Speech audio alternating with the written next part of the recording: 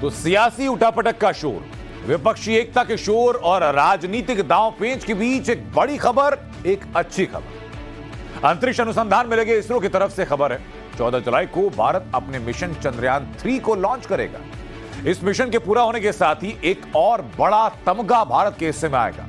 2019 में mission Chandrayaan 2 Vikram lander के चांद पर क्रैश होने की वजह से अधूरा रहा था। तब कुछ विपक्षी नेताओं ने असफलता पर मजाक उड़ाया था, लेकिन पीएम मोदी ने कहा था कि देश अपने वैज्ञानिकों के साथ खड़ा है, कंधे से कंधा मिलाकर। वो तस्वीरें भी आपको याद होगी जब पीएम मोदी ने उनको गले लगाया था। एक बार फिर देश के वैज्ञानिक इतिहास रचने के मोड़ पर खड़े हैं। क्या खास है मिशन चंद्रयान 3 में, दिखाते हैं इस एक्सक्लूसिव रिपोर्ट के जरिए आपको।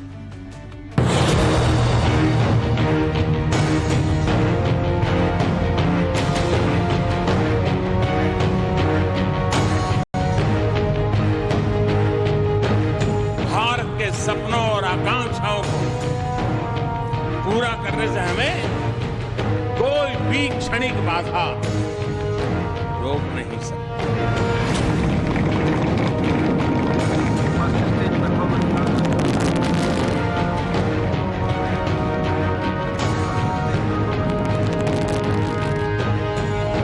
बड़े लक्ष्य, बड़ा संकल्प, बड़े स्वप्न और बड़े विजन से तैयार होता है महान राष्ट्र।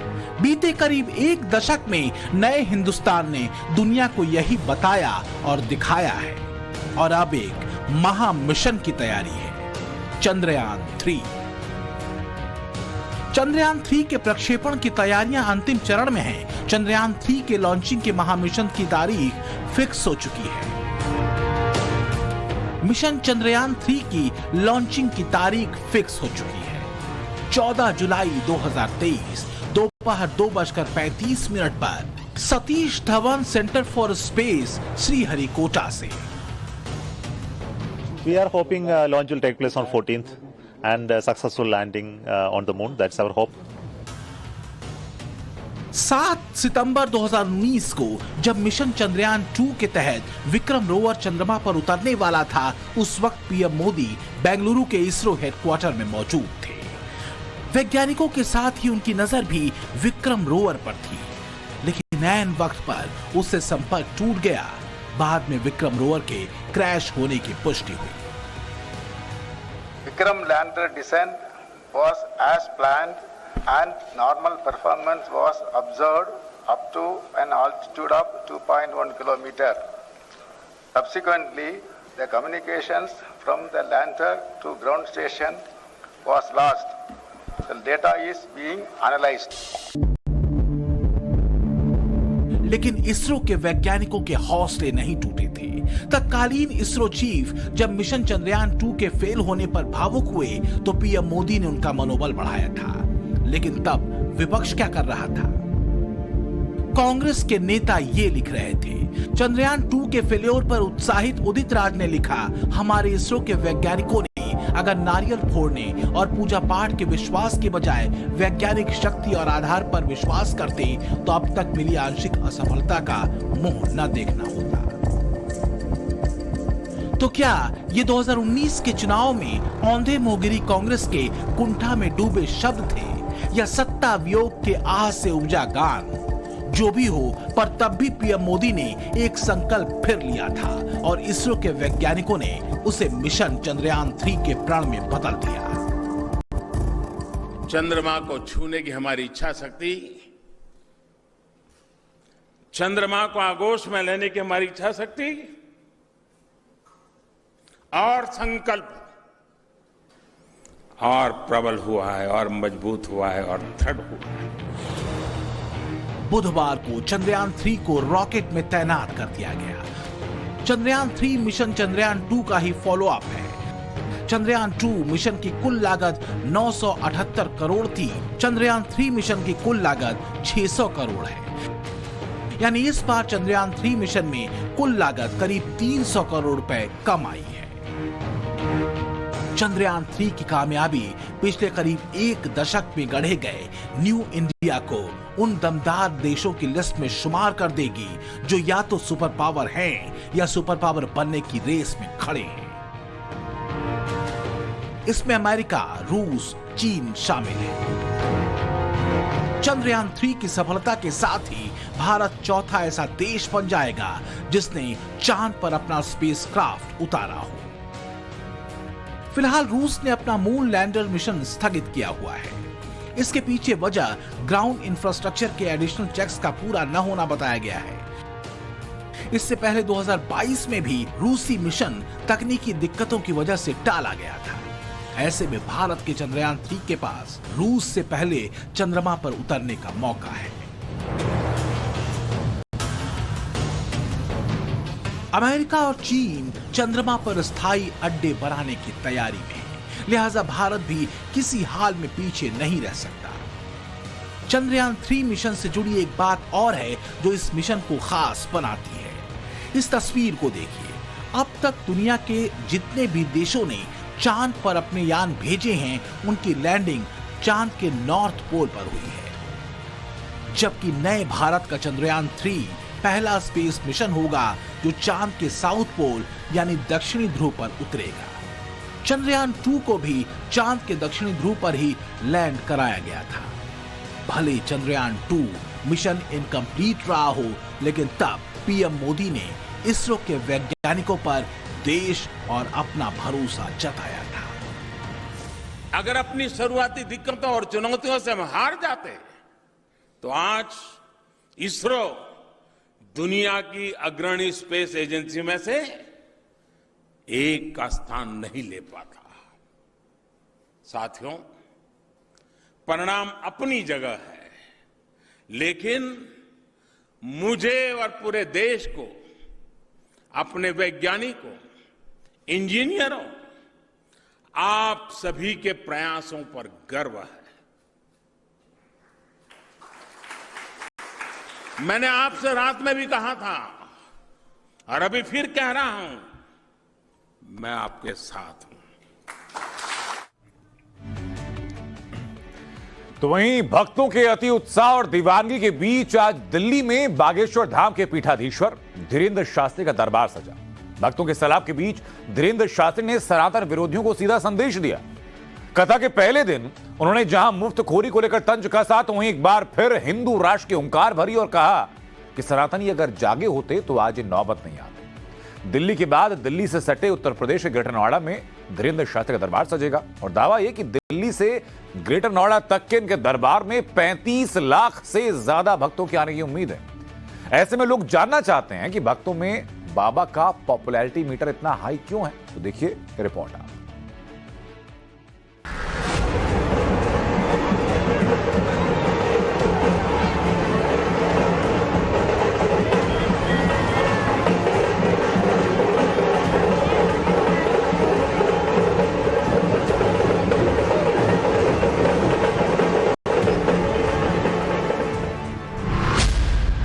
लाख लोग आ रहे हैं।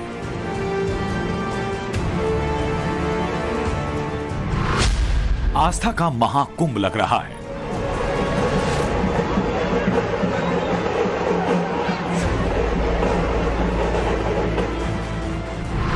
बाबा का दरबार दिल्ली एनसीआर में जय जयकार। जय बागेश्वर धाम, जय श्री राम। बागेश्वर धाम के पीठाधीश्वर धीरेन्द्र शास्त्री का दिव्य दरबार जहां भी लगता है वहां भक्तों का सैलाब उमड़ पड़ता है। और अब देश की राजधानी दिल्ली में भी बाबा बागेश्वर के दरबार में आस्था का महाकुंभ नजर आया। हर कोई भक्ति के रस में सराबोर नजर आया। आस्था ऐसी कि शाम में होने वाली कथा सुनने के लिए बाबा के भक्त सुबह से पंडाल में जम गए। बाबा के दर्शन के लिए बारिश के बावजूद भक्तों ने घंटों इंतजार किया। राजधानी दिल्ली में तेज बारिश के बाद भी आप देखिए तस्वीर इस तरह से है कि लोग दूर दूर से इस वक्त इस कथा में शामिल हैं। कहाँ से आई हैं? कहाँ से आई हैं? बाबा से मिलने के लिए? बाबा से मिलने के लिए मोती बाग से आए हैं। अच्छा, बड़ा अच्छा लग रहा है, बहुत अच्छा लग रहा है। बड़ा लग रहा है। हम एटा से आए हैं बाबा से। हाँ, हमें बहुत अच्छा लग रहा है जो बालाजी सरकार हमारे दिल्ली में पधारे हैं। हम बहुत ही खुशी मना रहे हैं, रात भर सोए नहीं खुशी के मारे हैं। और जय बागेश्वर धाम, जय श्री राम। हरे कृष्णा, हरे कृष्णा। बाबा के दर्शन के हम तो लिए चंदौली से आए हैं, चंदौली से आए चंदौली जिला से बाबा के दर्शन करने के लिए। पहली मर्तबा दर्शन होगा? पहली बार हुआ। अच्छा, बड़ा क्या मन में है मनोकामना? बड़ा खुशी हो रही है कि हमें बाबा के दर्शन हो जाए। वैसे बागेश्वर धाम वाले बाबा के इस दिव्य दरबार में शामिल होने के लिए सिर्फ दिल्ली नहीं बल्कि देश के अलग अलग राज्यों से भक्त आए। बाबा के लिए उनके भक्तों की इसी अटूट श्रद्धा ने उन्हें सनातन धर्म का पोस्टर बॉय बना दिया। बागेश्वर बालाजी महाराज की जय। हम आए हरिगढ़ से, बाबा बागेश्वर धाम जी का कथा भी सुनने आए, और जो आजकल वो ज्यादा बयान कर रहे हैं हिंदू राष्ट्र का, तो उनके समर्थन में भी आए, और हिंदू राष्ट्र के समर्थन के साथ साथ उनको भारत रत्न से सम्मानित दिलाने के लिए भी हम उनका समर्थन कर रहे हैं। आप मिले हैं कभी बाबा से? हाँ, पहले भी मिल चुके हैं। पटना में जब वो आए थे, हम पटना बिहार से हैं, और वहीं पर उनका जब दरबार लगा था तो वहाँ से मिल चुके हैं, और यहाँ पर हिंदू राष्ट्र कायम करने के लिए आए हैं बाबा जी का साथ देने।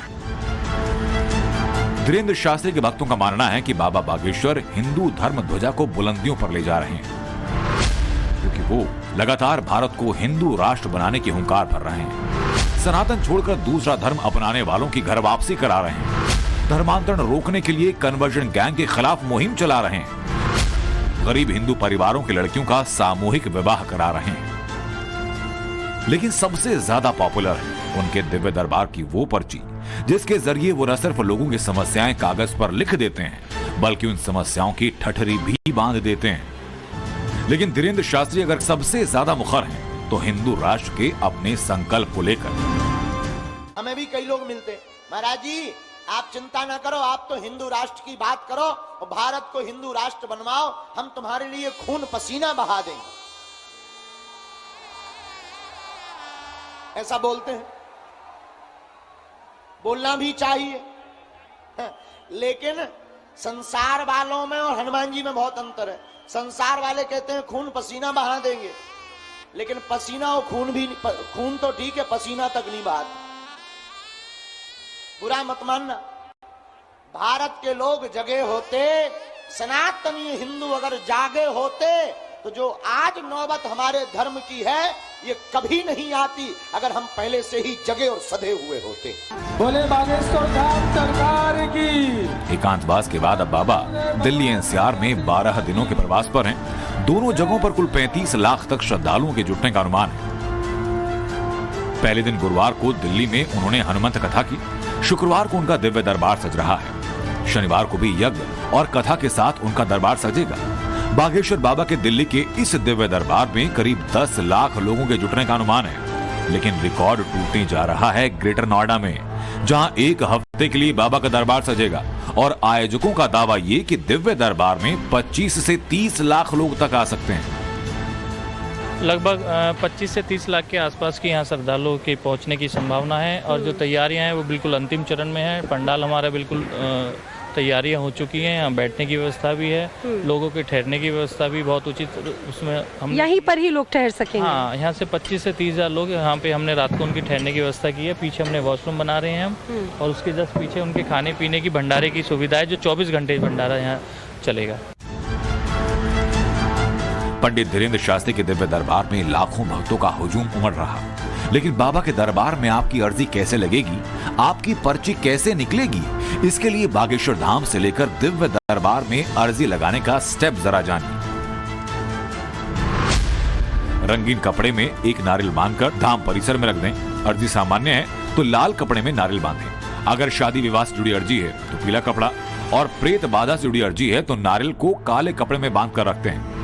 अगर आप धाम नहीं जा सकते तो अपने घर में स्थित पूजा स्थल पर ऐसा कर सकते हैं। अर्जी स्वीकार होने पर निःशुल्क टोकन मिलता है। टोकन में तय समय पर बागेश्वर धाम पहुंचे।